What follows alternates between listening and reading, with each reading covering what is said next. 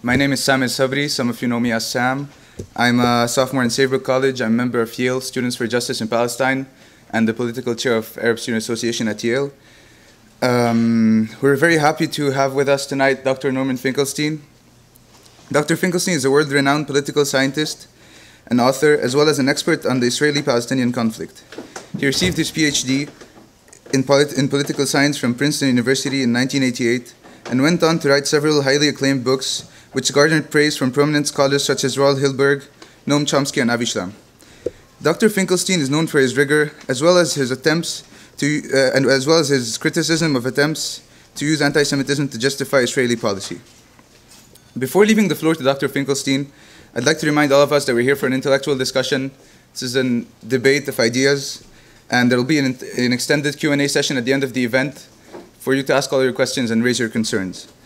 Also, the event is being filmed. If there's any concern with that, please come and see us at the end of the event. Now, please join me in welcoming Dr. Norman Finkelstein. The title of my talk, I spoke at some length with the organizers, and the title of the talk, can you just remind me, it's... Who is delegitimizing? Yeah, who is delegitimizing Israel? That was the talk we decided on. That's more or less a rhetorical title. The essence of the talk will be very straightforward. The essence of the talk will be, are people maliciously, malignly, and even maybe conspiratorially trying to delegitimize Israel? Or is Israel, by its very actions and very acts, primarily responsible for its current state of delegitimization? Actually, I was reading this afternoon the latest report of the UN Commission on Human Rights, or Human Rights Commission, on the Mavi Marmara, and they mentioned at the end, which is true, that Israel is developing a notorious reputation for its contempt for international law. And they said that's a lamentable fact, and that hopefully Israel will be responsive to the current report and try to correct for that lamentable fact. Anyhow, that's a hypothesis that Israel is primarily responsible for the current state of delegitimization that it's fallen into or is falling into. And now the next burden, or the burden is now on me to go through the factual record and see whether I can make that case. I'll refer to the three primary events in recent times bearing on the Israel-Palestine conflict, namely the Israeli attack on Gaza in the late 2008, early 2009, then the Israeli assault or interception of the Mavi Marmara on May 31st, 2010, and then the current round of the so-called peace process, and in particular, the nature of the demands, in some respects novel and unprecedented, the nature of the demands that Prime Minister Netanyahu and Foreign Minister Lieberman have put forth as the basic issues that need to be resolved in order for the so-called peace process to make progress. I'll begin with the Israeli assault on Gaza. Obviously, with any historic event, it's somewhat arbitrary where you begin, and sometimes where you begin stacks the deck in your favor. I'll begin where it seems to me is the right place to begin, and that's the Israeli, or I should say, the Israeli-American reaction to the Palestinian elections in January 2006. There were parliamentary elections held in the occupied Palestinian territories, and the Hamas, the Islamic movement, emerged victorious in those elections. There were many independent international monitors of those elections, among them Jimmy Carter, who called the elections completely honest and fair. The Israeli and American reaction to those completely honest and fair elections was to impose economic sanctions on the people of Gaza. In 2007, the United States and Israel orchestrated, working with elements of the Palestinian Authority, orchestrated a coup against the elected leadership of Hamas. Hamas foiled the coup. The Palestinian elements were sent packing to the West Bank, and at this point, the United States and Israel, they tightened the sanctions, the blockade of Gaza. Amnesty International called the blockade, which was now imposed on Gaza, Amnesty called it a flagrant violation of international law. The Goldstone mission, the mission that was commissioned by the United Nations later on, in its report, it referred to the blockade of Gaza. At this point, they referred to the blockade as a possible crime against humanity. During this period, roughly beginning June 2007, during this period, the former High Commissioner for Human Rights, Mary Robinson, she journeyed to Gaza, and she said, and now I'm quoting her, "Gaza's whole civilization has been destroyed." I'm not exaggerating. Its whole civilization has been destroyed. In June 2008, Hamas and Israel entered into a ceasefire, which was brokered by Egypt.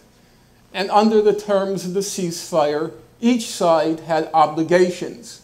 The obligation of Hamas was to cease to stop its rocket and mortar attacks on Israel. The responsibility of Israel under the terms of the ceasefire was to gradually lift the blockade of Gaza. The blockade which was a flagrant violation of international law, the blockade which was destroying a civilization. According to the Israeli Ministry of Foreign Affairs, Hamas, and now I'm quoting the Israeli ministry, Hamas was careful to maintain the ceasefire. But Israel reneged on its obligation to gradually lift the blockade of Gaza. So far, Israel has reneged on its obligation. Hamas was, to quote the Israeli ministry, careful to maintain the ceasefire. Well, what happened next? What happened next is not very much of a mystery. It was November 4th.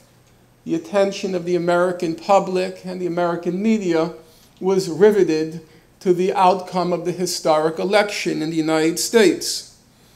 And just as the attention of the American public and media was riveted to that election outcome, Israel chose that moment to invade Gaza and kill several Palestinian militants, killing them knowing full well that such an attack would cause a breakdown in the ceasefire. So all you have to do to confirm this point is turn to Amnesty International's annual yearbook for 2009, and they write, and here I quote them, "A ceasefire agreed in June between Israel and Palestinian armed groups in Gaza.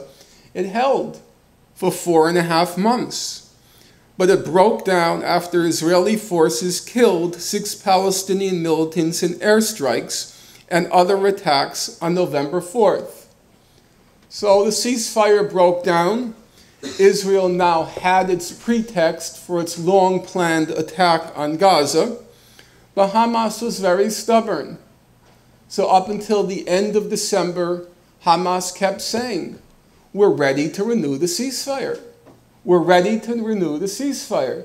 But Israel has to lift that blockade of Gaza. Those were the terms of the original ceasefire that was brokered by Egypt.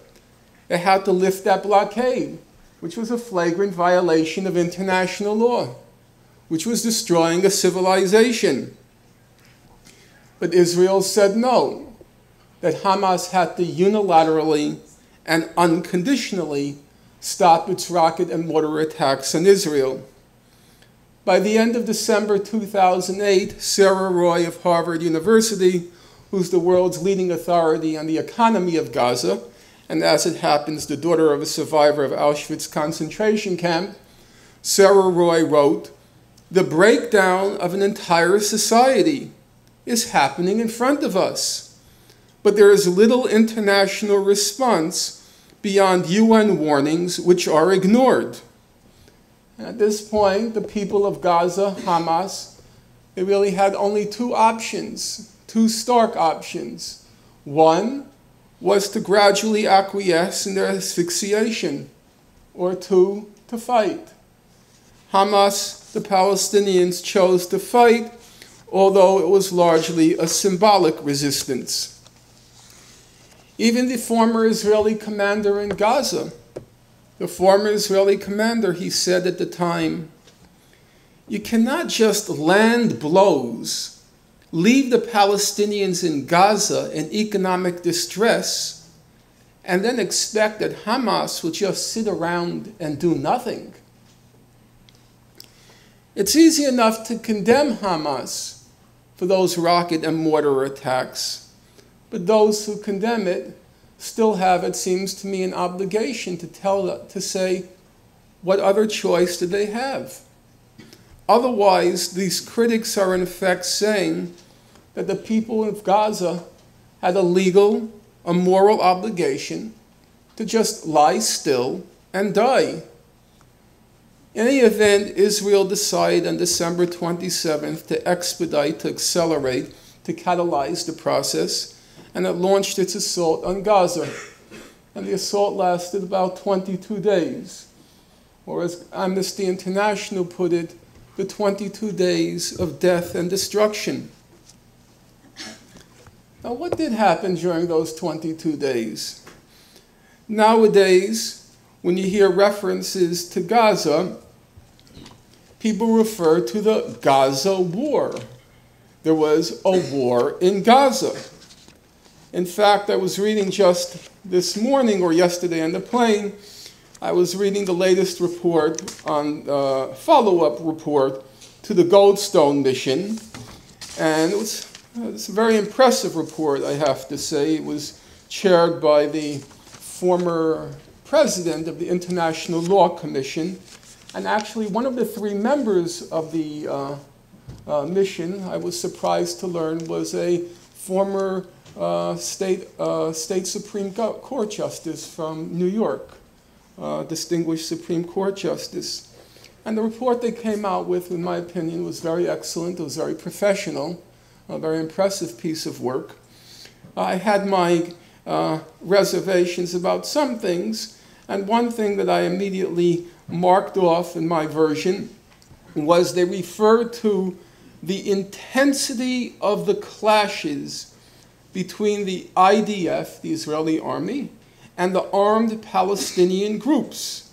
And they said the intensity of these clashes are what warrant describing what happened there as an armed conflict, because under the terms of law, they have to decide which body of law applies. And so if it warrant an armed conflict, a different body of law applies. And they say the law of what's called international humanitarian law, it applies because of what they called the intensity of the clashes that occurred in Gaza. And of course, Israel is emphatic that there was a war in Gaza. In fact, the Israelis were very pleased with the outcome of what happened in Gaza, because afterwards they went around saying, now we've shown those Arabs, those Muslims, who's who and what's what. Israel had suffered a major defeat in Lebanon in 2006, a defeat which in the minds of Israelis had eroded what they call their deterrence capacity. Deterrence capacity is just one of those fancy political science terms, which just means the Arab world's fear of Israel. And that Israel's deterrence capacity had been seriously eroded because of the defeat it suffered at the hands of the party of God, of the Hezbollah. But now Israel said after that, Gaza, after its invasion of Gaza, Israel said, well, we've now restored our deterrence capacity. Why? Because we won the war in Gaza. We won the war in Gaza. But then along came an Israeli strategic analyst, and he said, it's very dangerous for Israel to believe it won the war when there was no war. In reality, Not a single battle was fought during the 22 days of fighting. A former Israeli foreign ministry official, he said, there was no war. Hamas just sat in its bunkers and came out when it was all over. Well, then what did happen in Gaza during those 22 days? On a military plane, it's fairly straightforward what happened. Nobody really questions the actual military balance during those 22 days. It began with what Israel called the air phase of the attack. And by the end of the 22 days, Israel had flown about 2,800 to 3,000 combat missions over Gaza. Every plane returned. Not a single plane was downed. In fact, not a single plane was even harmed. And that's not altogether too surprising, because Hamas had no anti-aircraft defenses to speak of.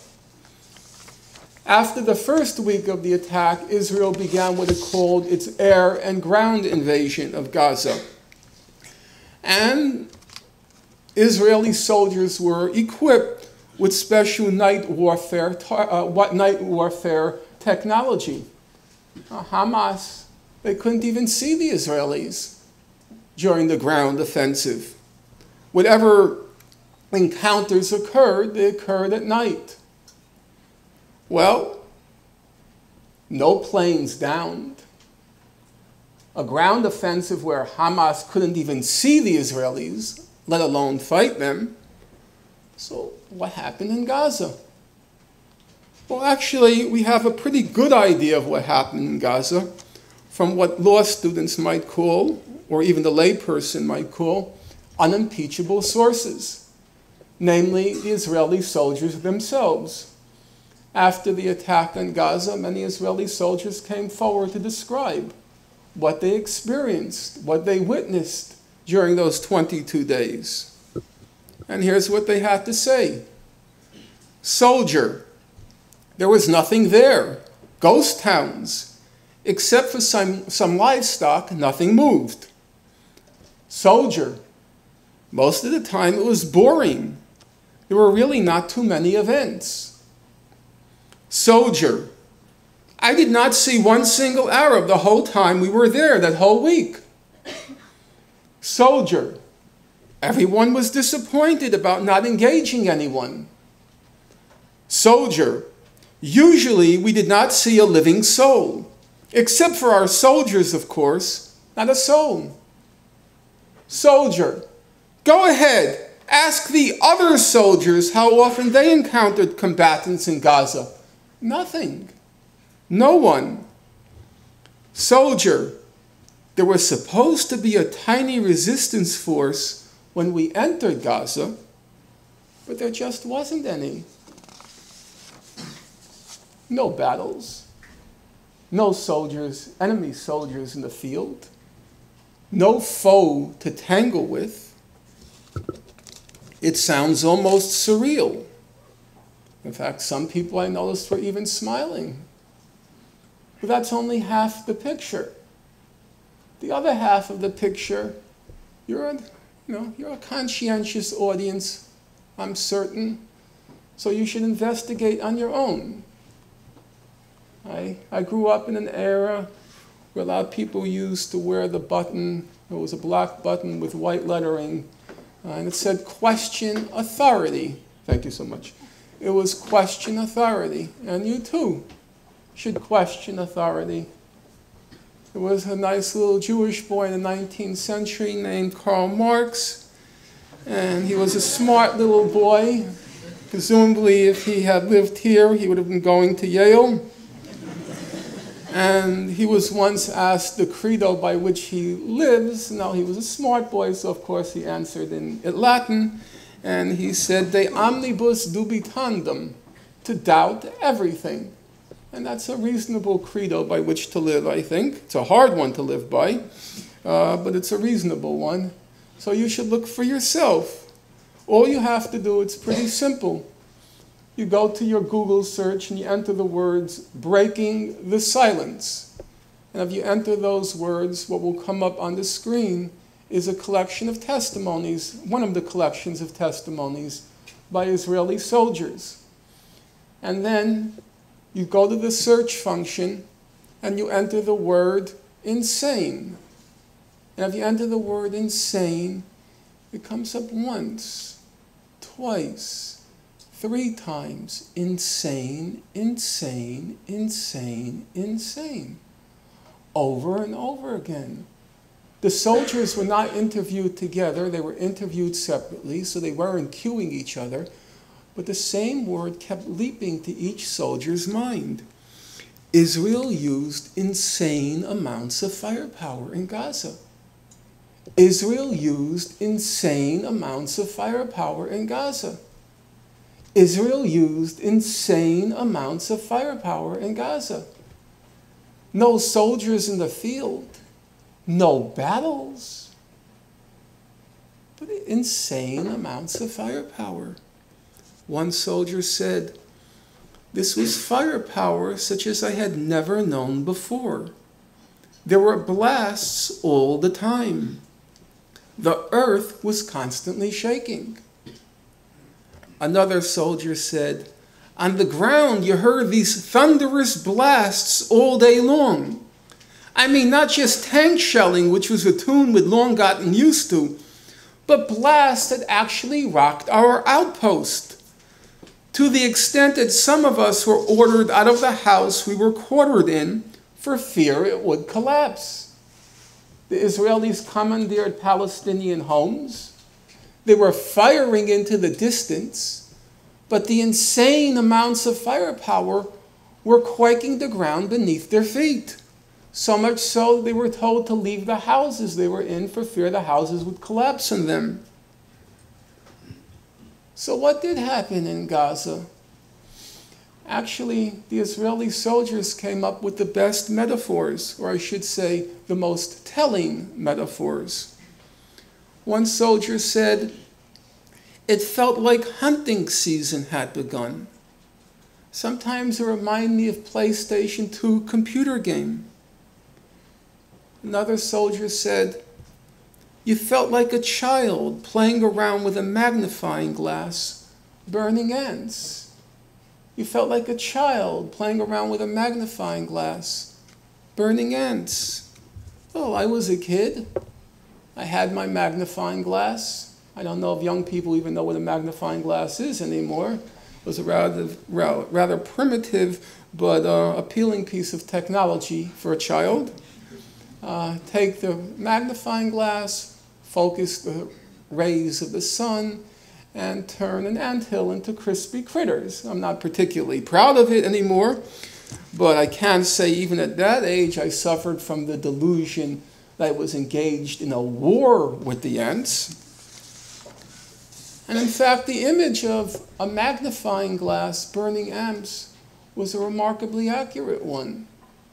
So, for example, among the weaponry Israel used in Gaza was the white phosphorus. Israel has always used, or I should say at least since 1982 when I first got involved in this conflict, they've always used the white phosphorus. I never really investigated what it was. It has a sinister sound to it. This time I did check I started to read the reports on white phosphorus.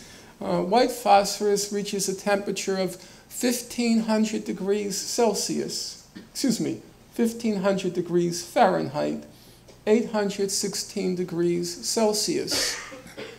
As Oprah would say, try wrapping your mind around that. 1,500 degrees Fahrenheit. Well, what did Israel do with the white phosphorus? Human Rights Watch put out a report called Rain of Fire about Israel's use of white phosphorus in Gaza, and this is what they concluded. Israel repeatedly exploded white phosphorus munitions in the air over populated areas, killing and injuring civilians, damaging civilian structures. Israel fired white phosphorus on a school, on a marketplace, on a humanitarian aid warehouse, on 2 hospitals, Israel fired a white phosphorus on Al-Quds Hospital in Gaza, and it fired a white phosphorus on Al-Wafa Hospital in Gaza. According to Human Rights Watch, the hospitals were clearly marked, and there does not appear to have been fighting in that immediate area. By the end of those 22 days of death and destruction, 1,400 Palestinians had been killed, of whom up to 4/5 were civilians. The latest figures show 450 were children. 13 Israelis were killed, of whom 10 were combatants, of those 10, half of whom were killed by friendly fire, Israelis accidentally killing each other, and 3 were civilians. The ratio of total Palestinians to Israelis killed was 100 to 1. The ratio of Palestinian to Israeli civilians killed was about, or up to, or as much as 400 to 1. So then you have to ask yourself, you're sensitive to the English language. Does 100 to 1 sound like a war? Or does 100 to 1 sound like a massacre? Of course, Israel had its justifications. It said the Palestinians, Hamas, were using Palestinian civilians as human shields. In a cowardly fashion, they were hiding behind the Palestinians. They were using Palestinian civilian infrastructure to hide behind, in effect inviting Israel or forcing Israel, coercing Israel in order to kill the civilians and to destroy the civilian infrastructure. So how many of you have heard that allegation that Hamas was engaged in human shielding in Gaza during the 22 days? So raise your hand so we have some sense. Yeah, it's an informed audience, and you would have to be, either suffering from a degenerative brain disease or excessive use of mind-altering drugs not to have heard that allegation. It was so widespread and still is. And as it happens, all the major human rights organizations investigated the charge. Human Rights Watch investigated the charge. Amnesty International investigated the charge. The Goldstone Mission investigated the charge. The Dugard Committee investigated the charge. It was very widely investigated because it was a key part of the Israeli defense for what happened. So what did they conclude? Let me read to you the typical conclusion of Amnesty International. Amnesty said, contrary to repeated allegations by Israeli officials of the use of human shields, Amnesty International found no evidence that Hamas or other Palestinian fighters directed the movement of civilians to shield military objectives from attack. Amnesty International found no evidence that Hamas or other armed groups forced residents to stay in or around buildings used by fighters.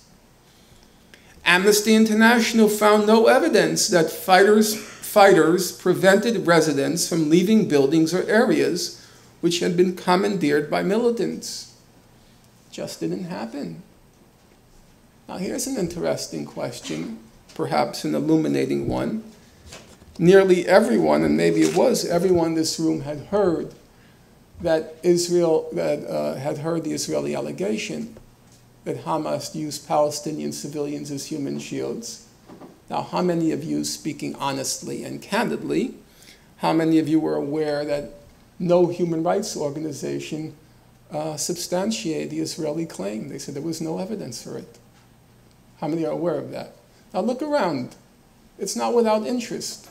This is an informed audience, a smart audience. It's not a typical cross-section of the American population. And in fact, it's probably an audience that's overwhelmingly sympathetic to the Palestinians.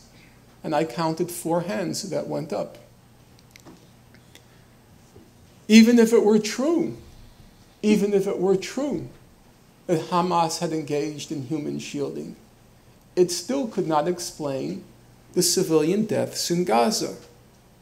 Well, why not? Here's what Amnesty had to say. In the attacks that caused the greatest number of fatalities and injuries, the victims were not caught in the crossfire of battles between Palestinian militants and Israeli forces. nor were the victims shielding militants or other legitimate targets. Well, then how were those Palestinians killed? How were those 1,400 Palestinians killed? Amnesty says many were killed when their homes were bombed while they slept. Others were going about their daily activities in their homes, sitting in their yard, hanging the laundry on the roof when they were targeted in airstrikes or tank shelling. How were the children killed in Gaza? How were those 450 children dispatched prematurely to their makers? Amnesty says the children were studying or playing in their bedrooms or on the roof or outside their homes when they were struck by missiles or tank shells. Now, it's not true there was no human shielding in Gaza. In fact, there was a large amount of human shielding in Gaza. Human shielding by the Israeli army using Palestinians as human shields.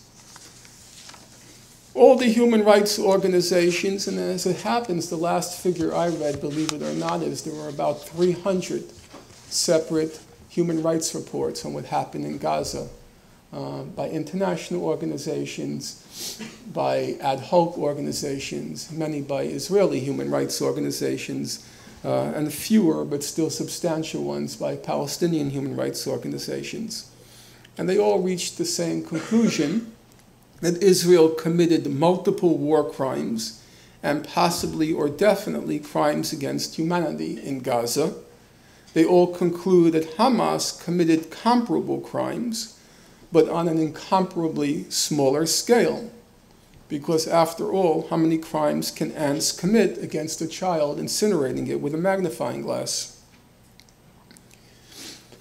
After the 22-day invasion, the blockade that Israel imposed on Gaza, that flagrant violation of international law, it continued, but now its effects were greatly exacerbated because Israel purposely targeted the civilian infrastructure in Gaza during those 22 days, such that after they withdrew, life would become intolerably worse.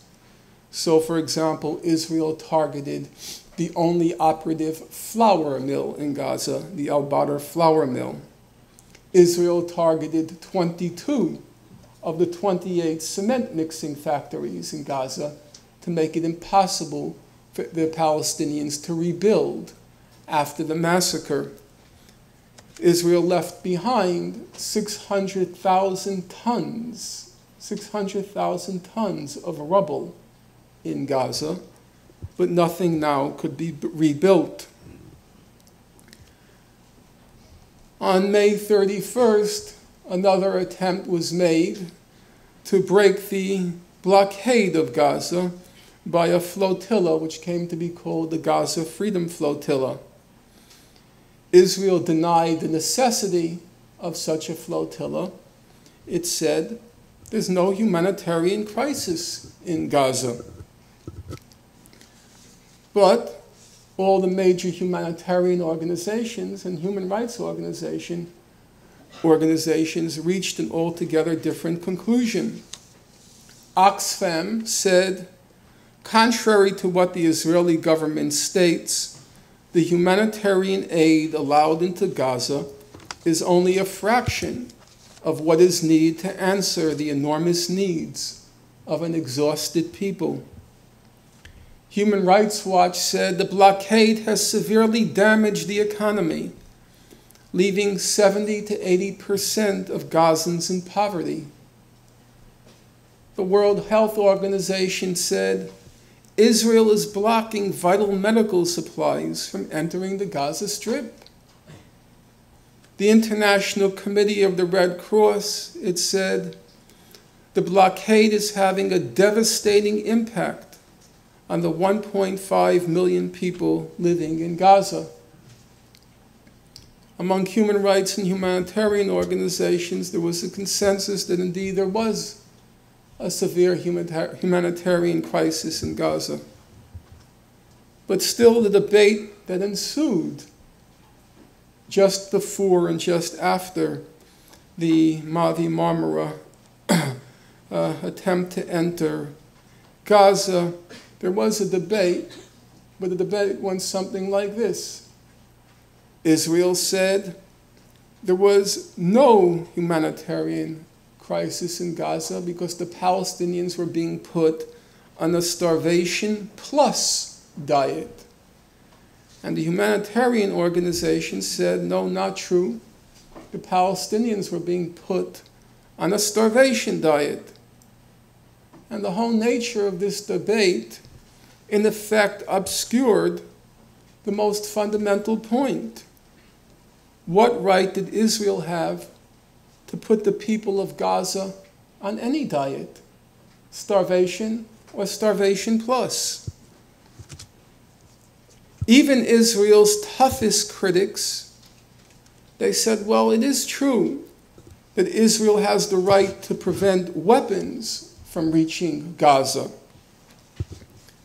But even that's a highly dubious assertion, whether or not the Palestinians have the right to use armed force to resist a brutal occupation.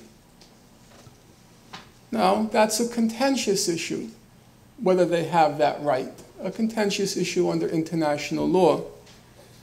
But there's one issue that's not contentious at all, and that is, if you want to insist that there has to be an embargo of arms going to the people or government of Gaza, then to be morally consistent and also to be legally consistent, you have to also insist that there is a total and comprehensive arms embargo on Israel. That's not my opinion. That's the opinion of the world's leading human rights organization, Amnesty International. Right after the conflict, Amnesty International put out a report entitled Fueling Conflict, and Amnesty International said, under international law, it's illegal to transfer weapons to a country that's a consistent violator of human rights. It's illegal under international law, and it's illegal under domestic American law. And therefore, Amnesty says there has to be a total and comprehensive arms embargo on both Hamas and Israel.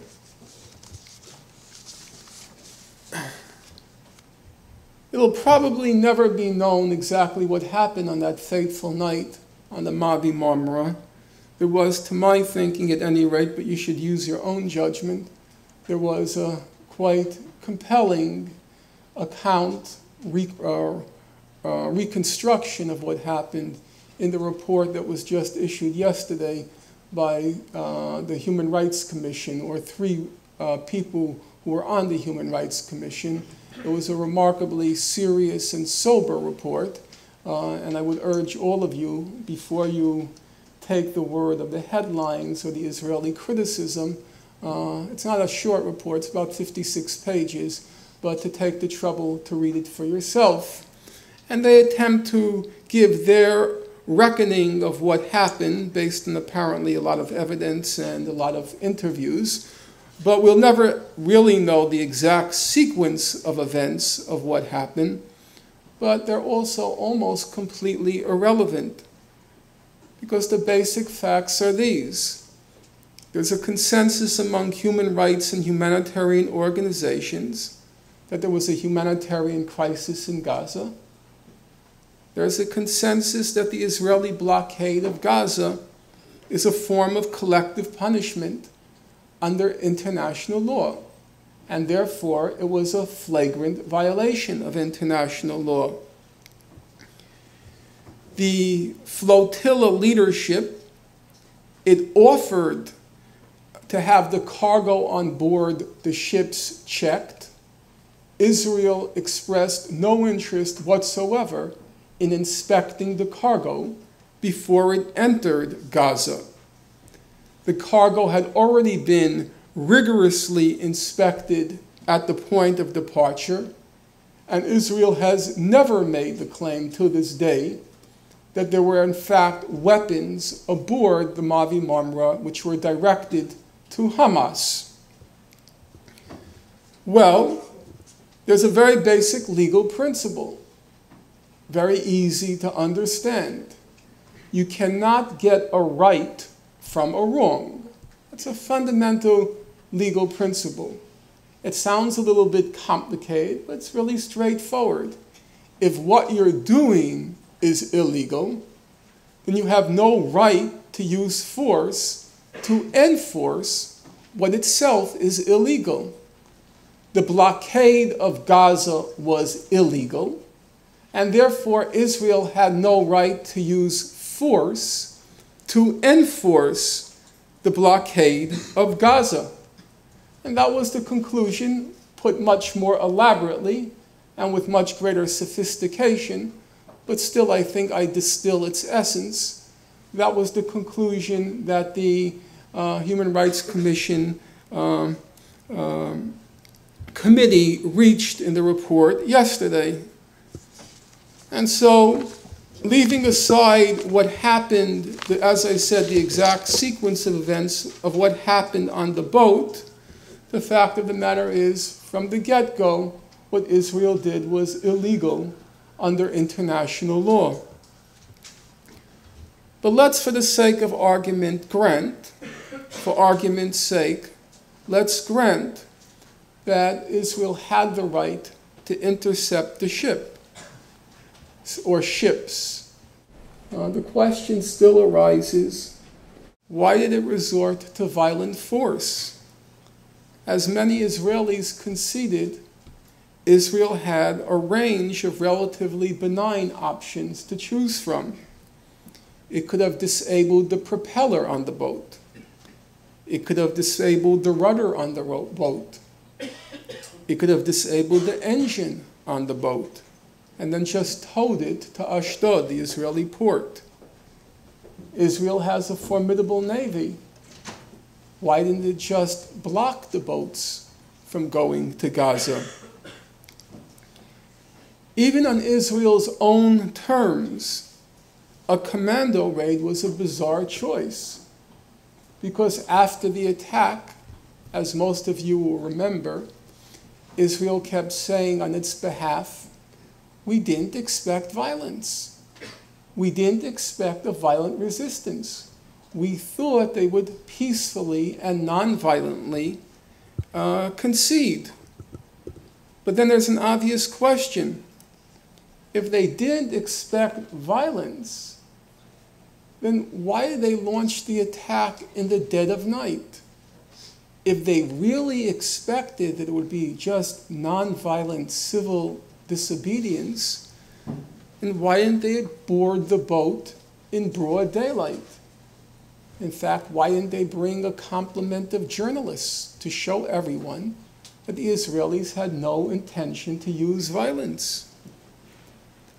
If it really didn't intend violence, why did it deploy a commando unit trained to kill, and not a police unit accustomed to handling civil resistance?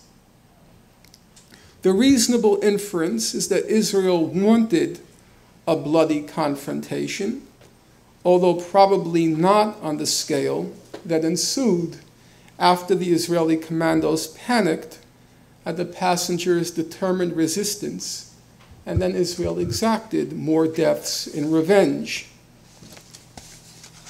Exactly why they chose violence, that's a speculative question, but it's not altogether surprising, because Israel did as it always does.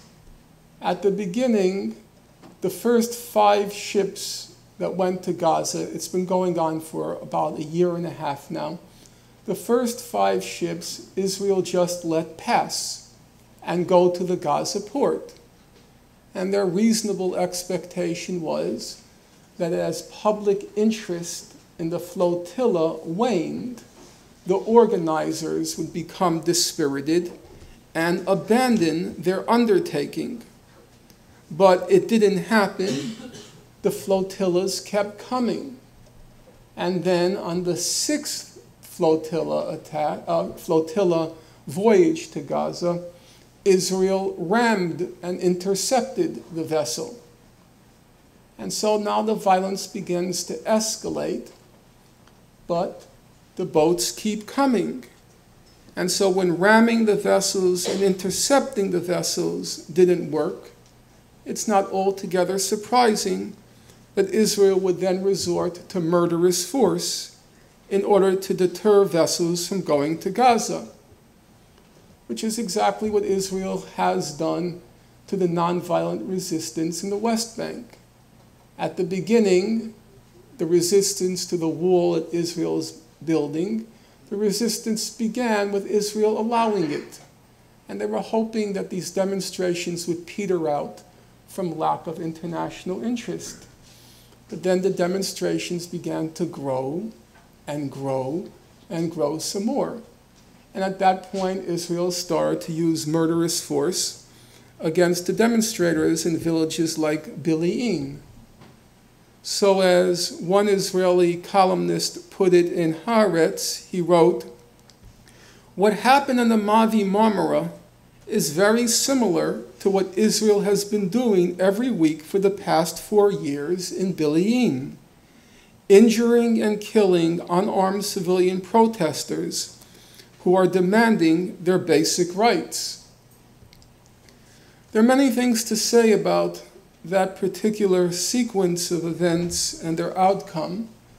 The point I would want to focus on is that that particular event has now become part of a sequence of events which is leading to a very ominous future, an ominous future which actually might include all of us even here in this room. Israel has in recent years suffered many major setbacks to what it calls its deterrence capacity, that Arab world's fear of it. There was the defeat in Lebanon in 2006. There was the bungled commando operation this past year in Dubai. And now Israel has bungled another operation on the Mavi Marmara. Many Israelis were irate. They said this was a disgraceful fiasco, a national humiliation. Deterrence took a bad blow because, after all, the naval commandos who attacked the Mavi Marmara, they are Israel's elite fighting force, their best fighting unit. And here was their elite fighting force. It was about 30 commandos who repelled, lowered themselves on the Mavi Marmara, and they faced off about 30 passengers on the ship. And it was not a pretty picture, or for Israelis, an inspiring picture, what happened. One former US Marine who disarmed 2 of the commandos, he said, and now I'm quoting him, "They look like frightened children in the face of an abusive father." This is not an image that Israel wants to project to its foe or its friend of the IDF. As one Israeli general put it, it's one thing for people to think we're crazy, but it's a bad thing when they think we're incompetent and crazy. And that's the way we now look. And so now Israel feels the pressure to launch a yet more spectacular mission to compensate for the string of failures. Judging from the most recent reports, of which regrettably there have been a slew, it's quite likely that the next target of an Israeli attack is going to be Lebanon. The U.S. ambassador to Lebanon, a former U.S. ambassador to Israel, Daniel Kurtzer, he says there's speculation that Israel will attack Lebanon in the next 12 to 18 months. Israel has already said that in the event of another war, it's going to resort to the same doctrine as it used in Gaza, what Israel calls the Dahya doctrine. Anybody here from Lebanon? So you'll know the Dahya is the southern suburb of Beirut, mostly poor Shia population, supportive of Hezbollah, civilian population supportive of Hezbollah. And by the end of the 2006 war, Israel had turned the Dahya into a parking lot. And they then coined the phrase the Dahya doctrine, which they first experimented with in Gaza, and now it seems their intention is to apply to Lebanon. On one point, all sides agree. Israeli officers said that in the event of the next war, it will be game-changing. The head of the Hezbollah, Hassan Nasrallah, he said, it will change the face of this region. Now, Mr. Nasrallah has given several speeches in the last year, and he's repeatedly said that this next war is going to be a tit-for-tat war. To quote him, he said, an airport for an airport, a port for a port, a city for a city, a building for a building, a power station for a power station, a factory for a factory. Now, whatever one thinks of Mr. Nasrallah, it can be agreed that his entire reputation rests on the fact that there's an exact correspondence between his words and his actions. Or to put it otherwise, there's every reason to suppose that Nasrallah means what he says and will, in fact, must do what he promises.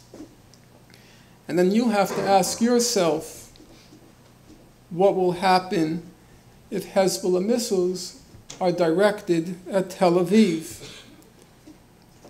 The prospect grows more terrifying when you consider that if Israel attacks Hezbollah, and it looks like Hezbollah is losing, it's almost certain that Iran and Syria will come in because they know if Hezbollah is defeated, they're next.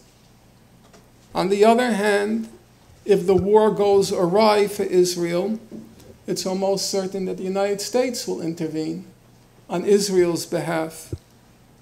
The bottom line is, after what happened in 2006, after the Mavi Marmara, after the bungled commando raid in Dubai, Israel will not accept another defeat in Lebanon. But on the other hand, the Hezbollah and Iran and Syria won't accept a defeat in Lebanon either because they know they're the next ones on the cutting board. And so an Israeli attack on the Hezbollah would trigger a chain reaction, the outcome of which no sane person would want to contemplate. It's also unclear whether anyone any longer can count on Israel to act in a sane and rational fashion. After the Gaza massacre, Israeli officials kept saying that we, quote, acted crazy, lunatic, to deter our enemies. But after the bloody commando raid on the Mavi Marmara, one wonders whether they are no longer acting crazy, but they have become crazy.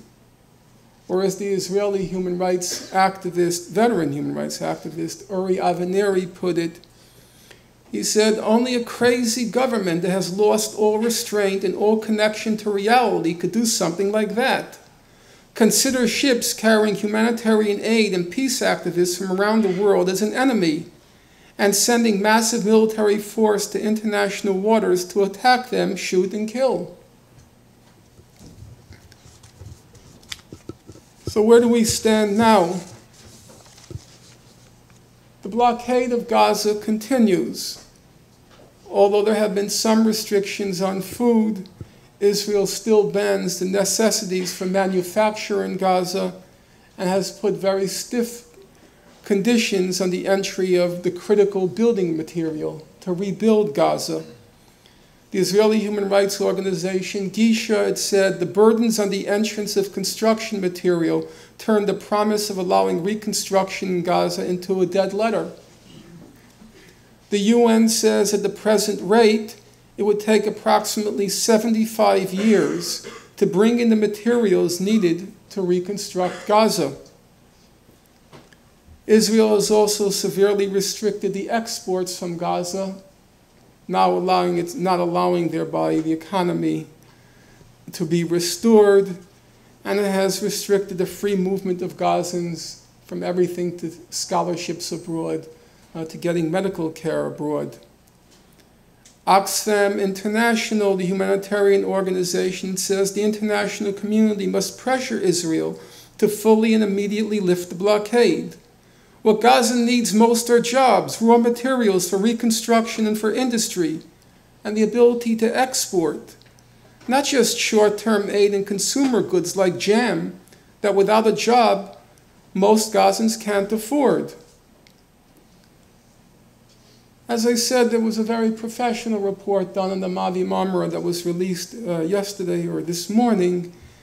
I'd just like to conclude with what they had to say, the three members of the mission. The mission is not alone in finding that a deplorable situation exists in Gaza. It has been characterized as unsustainable. This is totally intolerable and unacceptable in the 21st century.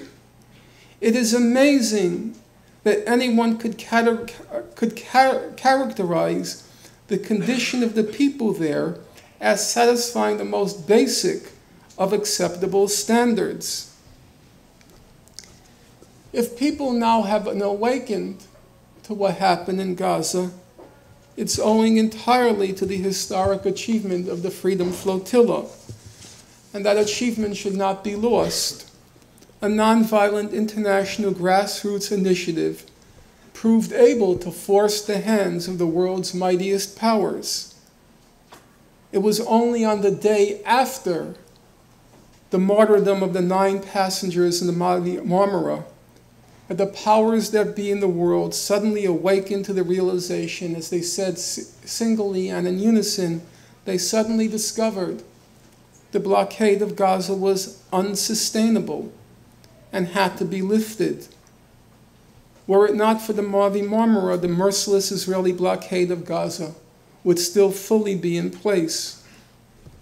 It's true the prison gates have only been pried open a few inches, but those inches show the latent power of a movement built on the simple truth that the occupation is inhuman and it's unjust. What should we be doing? The last thing we should be doing, in my opinion, is focusing on that meaningless sideshow called the peace process. That process technically is said its last phase was technically said to have been inaugurated in September 1993 with the Oslo Accord.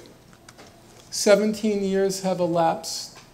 The Palestinians are not one step closer to an independent state, but Israel is many steps closer to annexing the West Bank. When the Oslo peace process began, there were 250,000 illegal settlers in the occupied Palestinian territories. 17 years later, the number has doubled. There are now 500,000 illegal settlers in the occupied Palestinian territories. According to Bet Selem, the Israeli Information Center for Human Rights in the occupied territories, Israel has annexed 42% of the West Bank for the settlements. If you judge, as any rational person does, if you judge a process by its results, what began at Oslo was not a peace process, but an annexation process. And the peace process has been the facade behind which the annexation process has proceeded. As we speak now, we're in a new round of the so-called peace process. And there have been basically 2 issues which have become the focus of media attention. The first is the so-called settlement freeze. And the question of the day, the question of the hour, the question of the moment is, will Israel extend the settlement freeze? But there's something odd about that question, because they can't extend what never began. There hasn't been any settlement freeze in the occupied Palestinian territories. First of all, the freeze didn't apply to East Jerusalem. It didn't apply to infrastructure projects like the roads the settlers have been building. It applied only to new housing construction. Has there been a freeze on new housing construction in the West Bank? Well, according to Peace Now, which is the main monitor of housing construction in the occupied territories, Peace Now says 2,000 homes are under construction during this period of the settlement freeze, or have been under construction. Now, to quote the conclusions of Peace Now, they say, on the ground, there is almost no freeze, or even a visible showdown. The head of Peace Now, or the head of their settlement project, he said the freeze, it was a fiction right from the outset. Whereas there has been no settlement freeze, Israel has been active in tearing down Palestinian homes. 267 Palestinian homes have been demolished in recent months, according to Human Rights Watch, more than ever before. But there's even a more basic question. The consensus of all human rights organizations and humanitarian organizations is that the settlements are illegal under international law. When the question was put to the International Court of Justice in July 2004, there are 15 judges on the court representing all parts of the world. The American judge Thomas Bergenthal, a Holocaust survivor, the British judge Rosalind Higgins, a Jewish by birth, married to an Irishman. All 15 judges, every single one, they all agreed that the settlements are illegal under international law. Under the Rome Statute of the International Criminal Court, the settlements constitute a war crime. So you have to admit it's a curious peace process that would debate whether Israel should be allowed to continue committing war crimes during negotiations. Does a convicted thief get to continue stealing until the judge hands down the sentence? Were it truly a peace process, the only debate would be whether Israel must dismantle or commit itself to dismantling the illegal settlements as a precondition for negotiations. Not whether it should or be allowed to continue, but whether it has to dismantle those settlements. Now along comes Mr. Netanyahu, and he's come up with, or he's pulled a new rabbit from his hat. Every single speech of his in the past 2 weeks, it begins, it ensues, and it ends on one note. And the note is that as a precondition for any peace process, the Palestinians have to recognize Israel as the, quote, nation state of the Jewish people.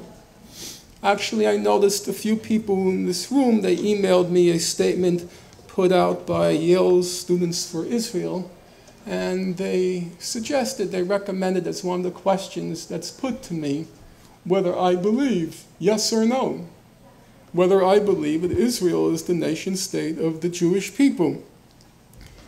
Well, there are several interesting aspects to that question. First of all, there's no requirement under international law that Palestinians recognize Israel as the nation state of the Jewish people.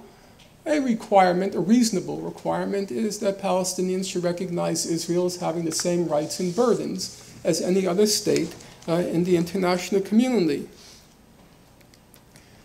There's no such requirement in any of the relevant UN resolutions, beginning with UN Resolution 242, which lays out the steps for resolving the conflict. There's no mention there of recognizing Israel as the nation state of the Jewish people. There's no such demand in any of the relevant documents of the so-called peace process. Go to the Oslo Accord. Oslo Accord is quite large. The September 1993 one is just about 3 pages. But the September 1995, the Oslo II Accord, it's 314 pages, which I've read many times. I know it quite like the Bible, or some people know the Bible. you'll not find any mention in those 314 pages, which are very detailed, of recognizing the Palestinians, or Palestinians recognizing Israel as the nation state of the Jewish people. There's a whole slew of prior agreements. Israel has a peace treaty with Egypt. Israel has a peace treaty with Jordan. Read the text of those agreements. There's no mention in any of those agreements that Mr. Sadat or King Hussein recognized Israel as the nation state of the Jewish people.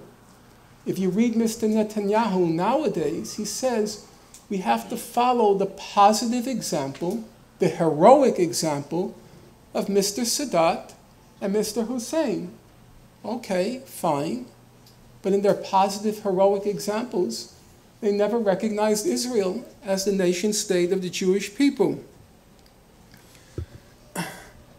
Mr. Netanyahu gives a reason. It's an interesting reason, worth reading. He says Palestinians must recognize Israel as the nation state of the Jewish people. Why? Why? Because Ben-Gurion, Israel's first prime minister, he wrote in his diary in 1947 that, quote, the state to be established will be a state for the Jews, for the Jewish people. Ben-Gurion wrote that. It's true. Does this mean that Palestinians must affirm Ben-Gurion's diary entries as a precondition for their independence?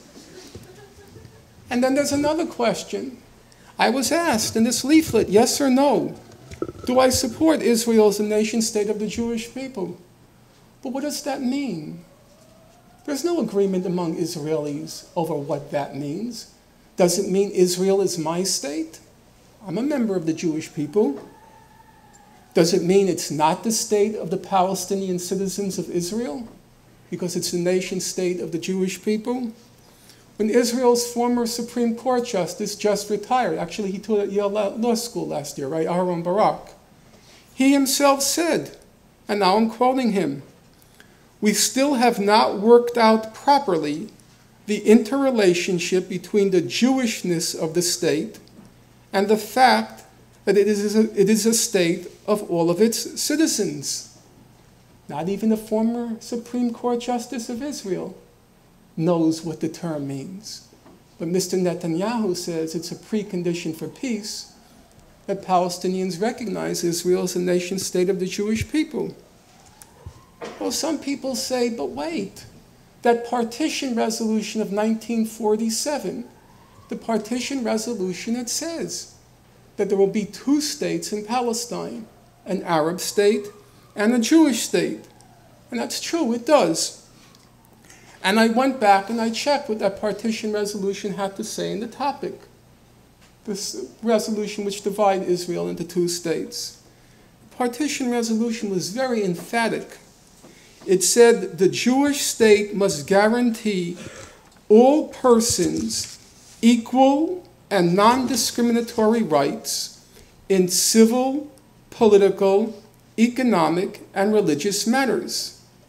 And it said there cannot be any discrimination of any kind in that Jewish state.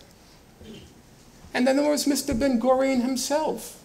He was asked by the UN, what do you mean by a Jewish state? And Mr. Ben-Gurion said, and now I'm quoting him, a Jewish state means simply a state where the majority of the people are Jews. And a state where a Jew has in any way any privilege more than anyone else, we will fight any privilege accorded to a Jew because he is a Jew. So the UN, Mr. Ben-Gurion, they said there has to be absolute equality, no discrimination between Jew and non-Jew in this Jewish state. What makes it then a Jewish state, apart from the factual datum that the majority of the citizens are Jewish, is unclear. But Mr. Netanyahu has a different opinion. He says that in our Jewish state, non-Jews will have full civil rights, but the majority, the Jewish majority, is entitled to special, what he calls, national rights. Now, What does that mean? If the Jewish majority has special national rights, then obviously there isn't complete equality between Jews and Arabs. Somebody has more rights or a basket of rights that the other side does not have. Take the United States. Okay, Christians are a majority. What would the Jews say if somebody comes along and says, we're all for equality, but because Christians are the majority, they get special national rights? Or what would black people say if whites say, hey, we're the majority for now, we're the majority, and so we get special national rights? Would Jews accept that as a precondition for their citizenship? Would black people accept that? And now along comes Mr. Netanyahu and he says it's a precondition for the peace process that Palestinians accept Israel is the nation state of the Jewish people, and Jews get special national rights in this state.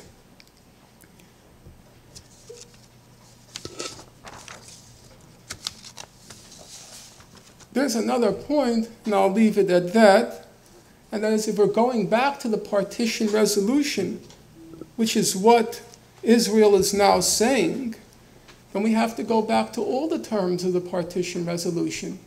We can't cherry pick that partition resolution. If you want to go back to 181 of 1947, then Israel has to go back to those borders that the partition resolution specified. Israel conquered 80% of Palestine by the end of the war, but according to the partition resolution, they only were entitled to 56% of Palestine.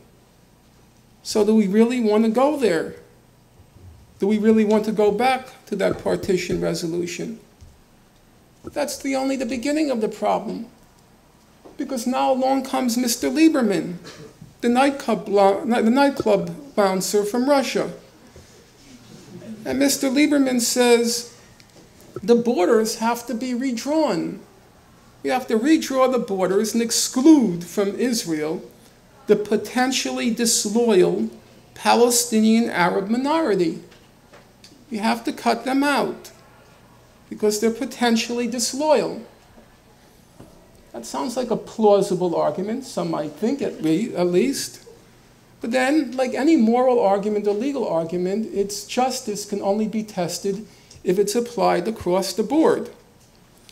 So if you read ADL public opinion surveys, the Anti-Defamation League public opinion surveys, which I read with great interest, they say then the United States and Europe, many non-Jews believe that Jews are more loyal to Israel than to their own state.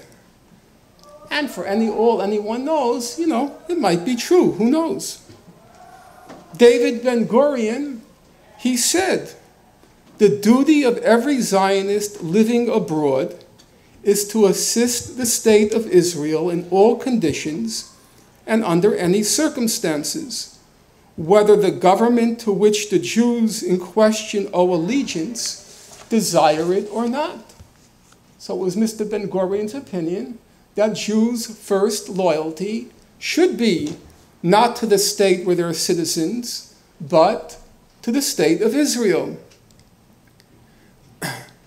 And if Mr. Netanyahu is correct, that Israel is the nation state of the Jewish people, then obviously the first loyalty of Jews must be to Israel. So, using Mr. Lieberman's logic, should we then redraw the borders of New York, Miami, Chicago, and Los Angeles to exclude the Jewish neighborhoods from the United States? Now, some people might wonder where that will leave me. Since I've been denied entry for 10 years to Israel, I suppose I have a strong case for asylum, but I don't think, or Mr. Lieberman is clever enough, I suppose, to redraw the border just to keep me inside the United States. Well, these demands are obviously and transparently ridiculous. They're completely absurd. And the purpose is obvious. The purpose is to set up the breakdown, as is inevitable, of the negotiations, and then to claim that both sides were responsible. So Israel was responsible because it rejected the settlement freeze, but of course the Palestinians are also responsible because they rejected recognition of Israel as the nation state of the Jewish people. If it's pointless to speculate on the prospects of the peace process, it's just as pointless to speculate on what does Barack Obama want. The actual challenge for all of us here who are committed to a just and lasting peace is to muster sufficient political will that Mr. Obama will do the right thing, or at any rate, he won't keep doing the wrong thing, regardless of what he wants. When you focus on the powers on high, when you're looking or waiting for a Messiah, even an African-American Messiah, it's a confession of impotence. I've been involved in politics a long time, and if you were to ask me what's the most fundamental truth of politics, the simple but fundamental truth, a truth which even I, as a resolute atheist, would hasten to agree with, the truth is that God helps those who help themselves. And that's what we have to do. We have to act. We have to get our act together. The future looks quite ominous now. And even if it doesn't turn out that worst-case scenario, it's exactly what the Human Rights Commission said. What's happening in Gaza? How can that be tolerated in the 21st century? We have a lot of work to do, and we shouldn't look for others to do it for us. God helps those who help themselves. Thank you.